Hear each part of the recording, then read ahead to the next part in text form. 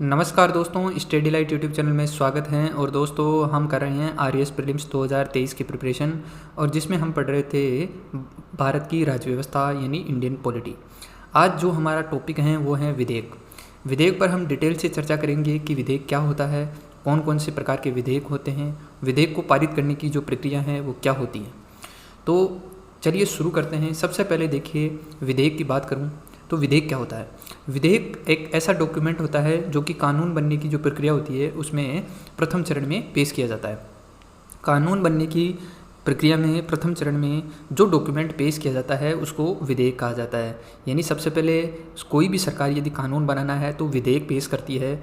विधेयक पेश करने के बाद में वह संसद के दोनों सदनों, लोकसभा और राज्यसभा से पारित होता है। उसके बाद में जाता है राष्ट्रपति के बाद में। राष्ट्रपति यदि उस पर साइन कर देता है तो वो बन जाता है एक्ट। ठीक है, तो सबसे पहले बिल पेश किया गया, बिल दोनों सदनों में पेश किया गया, दोनों सदनों से पारित हुआ। उसके बाद में राष्ट्रपति ने उस पर साइन किए। साइन करने के बाद में वह एक्ट बन जाता है, यानी कानून बन जाता है। तो विधेयक क्या है? प्रथम चरण है एक्ट बनने की। सॉरी।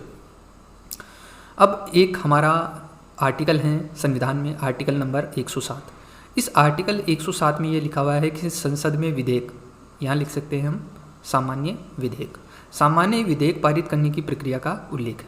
आर्टिकल 107 में संसद में सामान्य विधेयक पारित करने की प्रक्रिया का उल्लेख है, यानी कि किस प्रकार से सामान्य विधेयक पेश किया जाएगा संसद में या फिर पारित किया जाएगा।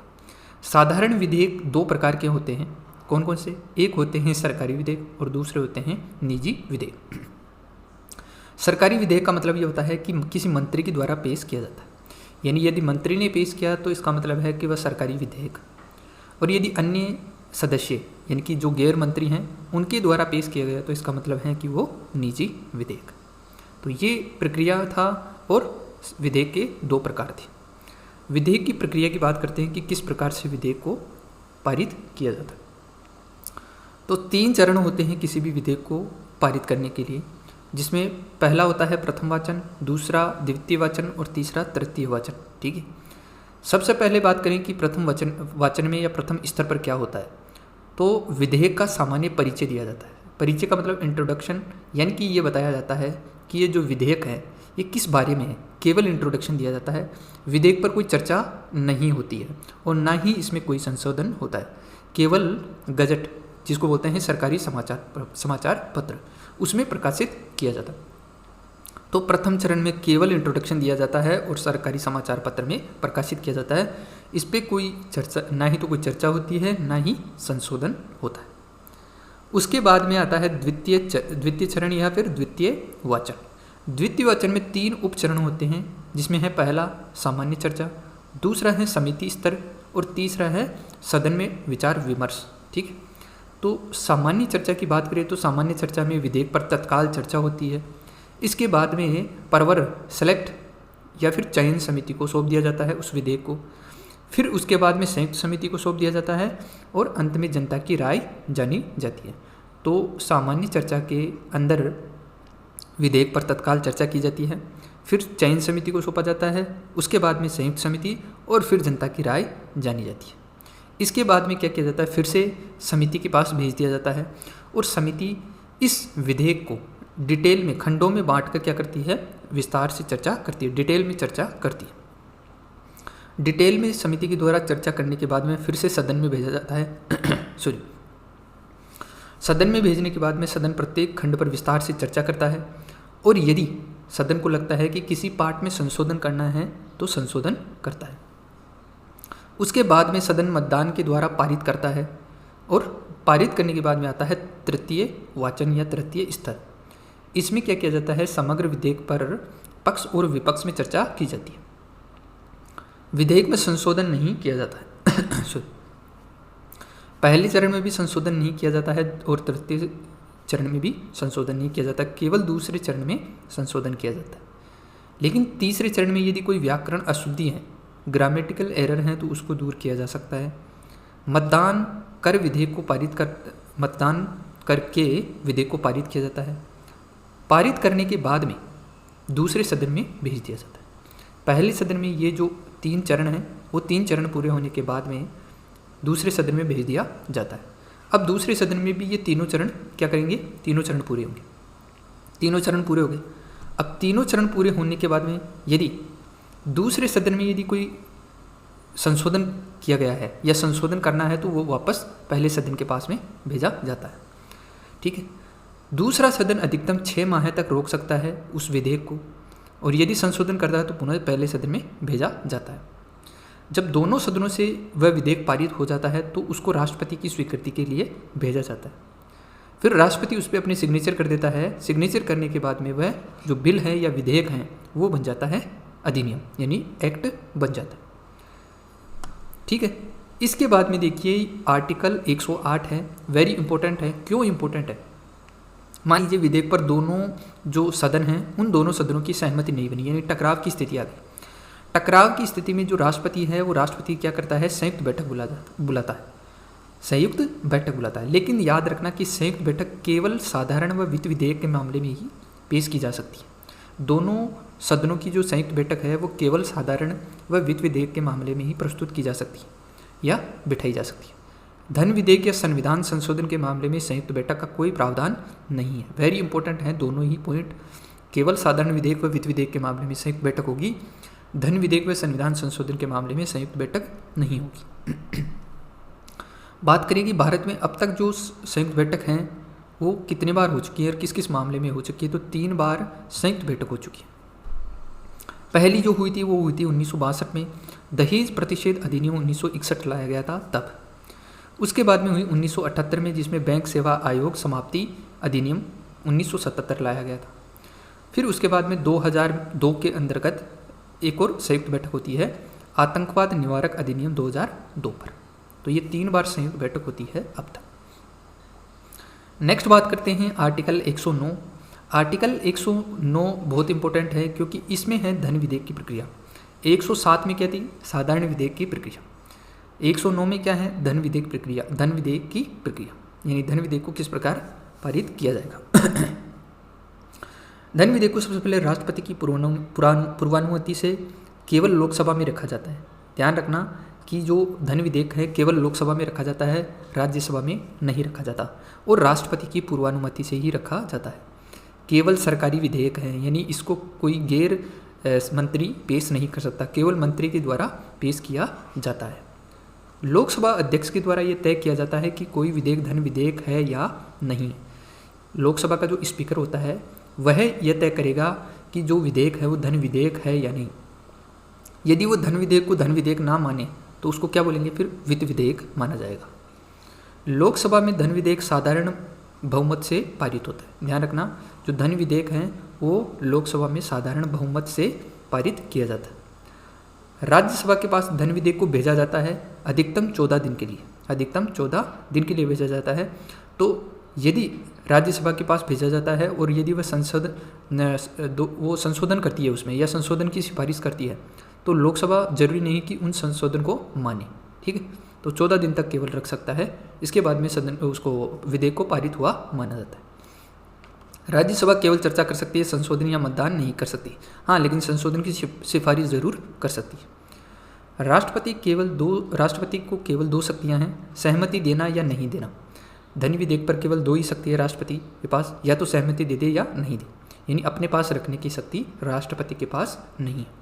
यानी इसमें पॉकेट वीटो है वो जारी नहीं किया जा सकता राष्ट्रपति के द्वारा। राष्ट्रपति धन विधेयक को पुनः विचार के लिए नहीं लौटा सकता, धन विधेयक को पुनः विचार के लिए नहीं लौटा सकता। दोनों सदनों की संयुक्त बैठक भी नहीं हो सकती, मैंने पहले भी आपको बताया था। ये धन विधेयक था आर्टिकल 109। बात करें आर्टिकल 110 की, तो आर्टिकल 110 में है धन विधेयक की परिभाषा का उल्लेख, यानी जो धन विधेयक हैं वो कौन सा विधेयक होगा, यानी कौन से प्रकार के जो विधेयक हैं वो धन विधेयक होंगे। किसी कर यानी टैक्स से रिलेटेड यदि कोई अधिरोपण करना हो या उत्साधन यानी हटाना हो, परिवर्तन करना हो, परिहार या फिर विनियमन करना हो, टैक्स से रिलेटेड कोई अगर विधेयक होगा तो उसको धन विधेयक माना जाएगा। इसके अलावा ऋण, केंद्र सरकार के द्वारा उधार लिए गए धन का विनियमन करना हो तो उसको भी धन विधेयक माना जाएगा। इसके अलावा भारत की संचित निधि या आकस्मिक निधि की अभिरक्षा या ऐसी किसी निधि में धन जमा करना या उससे धन निकालना भी क्या है, धन विधेयक। या फिर भारत की संचित निधि से धन का विनियोग यानी निकालना। अगला है भारत की संचित निधि पर किसी व्यय को भारित घोषित करना या इस प्रकार की किसी व्यय की राशि में वृद्धि करना भी धन विधेयक माना जाएगा। भारत की संचित निधि या लोक लेखा में किसी प्रकार के धन की प्राप्ति या अभिरक्षा या व्यय अथवा इनका केंद्र या राज्य की निधियों का लेखा परीक्षण करना भी धन विधेयक के अंतर्गत आता है। तो ये सभी चीज़ें धन विधेयक के अंतर्गत आएगी। ठीक है, नेक्स्ट आता है अनुच्छेद 111, आर्टिकल 111। आर्टिकल 111 में क्या है? विधेयक पर राष्ट्रपति की सहमति का उल्लेख है। राष्ट्रपति के पास किसी विधि रहते हैं। पहला जो विकल्प है वो है विधेयक पर सहमति देना, यानी राष्ट्रपति विधेयक पर सहमति दे दे। दूसरा जो विकल्प है वो है विधेयक पर सहमति रोकना। और तीसरा जो विकल्प है वो है विधेयक को पुनर्विचार के लिए वापस भेजना। लेकिन ये ध्यान रखना कि धन विधेयक को पुनर्विचार के लिए राष्ट्रपति वापस नहीं भेज सकता। धन विधेयक के अलावा जो विधेयक हैं उनको पुनर्विचार के लिए वापस भेज सकता है। तो राष्ट्रपति के पास जब विधेयक आता है तो ये राष्ट्रपति के पास 3 विकल्प होते हैं। इसके बाद में आता है हमारा आर्टिकल 117। आर्टिकल 117 में है वित्त विधेयक का उल्लेख।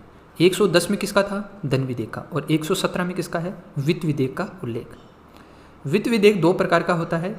एक है अनुच्छेद 117 के क्लोज 1 में और दूसरा है अनुच्छेद 117 के क्लोज 3 में। अनुच्छेद 117 के क्लोज 1 का जो विधेयक है, वित्त विधेयक है, वो क्या है? अनुच्छेद 110 के जो प्रावधान हैं उसके साथ साथ यदि अन्य प्रावधान भी जोड़ दिए जाएं तो वो होगा अनुच्छेद 117।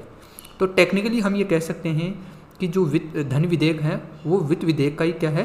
भाग है, लेकिन वो 117(1) में आएगा।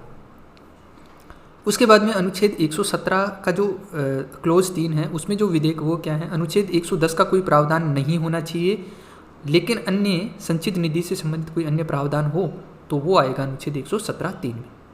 ठीक है, 117(1) में तो 110 के अलावा अन्य भी प्रावधान हो सकते हैं, परंतु यदि 110 के प्रावधानों को हटा दिया जाए, ठीक है, तो वो आएंगे अनुच्छेद 117 के क्लोज 3 में।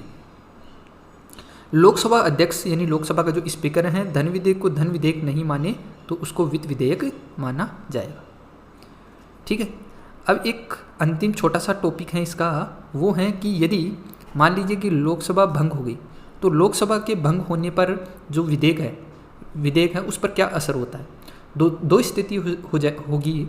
यदि विधेयक समाप्त कब होगा और जो विधेयक है वो समाप्त कब नहीं होगा। तो विधेयक के समाप्त होने की जो कंडीशंस है वो कौन कौन सी है? लोकसभा में विचाराधीन हो तो लोकसभा के भंग होने के साथ क्या हो जाता है? समाप्त हो जाता है। यानी लोकसभा में ही विधेयक है वो विचार में था और लोकसभा भंग हो गई तो वो जो विधेयक है वो भी समाप्त हो जाता है। दूसरी कंडीशन हो सकती है कि लोकसभा से पारित हो गया और राज्यसभा में क्या है? विचाराधीन है, तो लोकसभा के भंग होने के साथ समाप्त हो जाता है। तीसरी कंडीशन हो सकती है कि राज्यसभा के द्वारा पारित विधेयक यदि लोकसभा में विचाराधीन है तो लोकसभा के भंग होने पर समाप्त हो जाता है। तो इन 3 कंडीशन के आधार पर तो विधेयक समाप्त हो जाता है, लेकिन ये 4 कंडीशन और हैं जिनके आधार पर विधेयक समाप्त नहीं होगा। कैसे? पहली जो कंडीशन है वो है प्रत्यक्ष या अप्रत्यक्ष रूप से राष्ट्रपति के संपर्क में हो।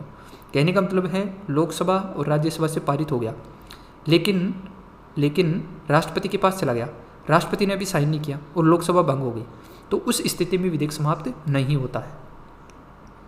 दूसरी कंडीशन हो सकती है कि राज्यसभा में पेश किया गया था और पारित कर दिया गया, किंतु अभी लोकसभा में नहीं भेजा गया, तो लोकसभा के भंग होने पर वह विधेयक समाप्त नहीं होगा। तीसरी कंडीशन है राष्ट्रपति के पास विचाराधीन है या पुनर्विचार के लिए वापस लौटाया गया है या विधेयक पर संयुक्त बैठक बुलाई जा चुकी है, तो उस स्थिति में भी यदि लोकसभा भंग हो जाती है तो विधेयक समाप्त नहीं होगा। और अंतिम जो कंडीशन है वो है लोकसभा में पारित हो चुका है तथा राज्यसभा में विचाराधीन है, तो लोकसभा के 17वां पर, यानी लोकसभा का क्या हो गया? 17वां हो गया। ठीक है, तो 17वां होने पर भी विधेयक समाप्त नहीं होता है। तो ये सभी कंडीशंस आपको याद रखनी है क्योंकि कई बार यहाँ से सवाल बनाया जाता है। तो ये हमारा विधेयक का एक छोटा सा टॉपिक था जिसको हमने कंप्लीट किया है। आई होप कि आपको समझ में आया होगा। तो धन्यवाद दोस्तों। स्टडी लाइट यूट्यूब चैनल को सब्सक्राइब करना ना भूलें और बेल आइकन ज़रूर दबा लें। मिलते हैं किसी और वीडियो में, तब तक के लिए पढ़ते रहिए, एग्ज़ाम काफ़ी नज़दीक है। थैंक यू दोस्तों।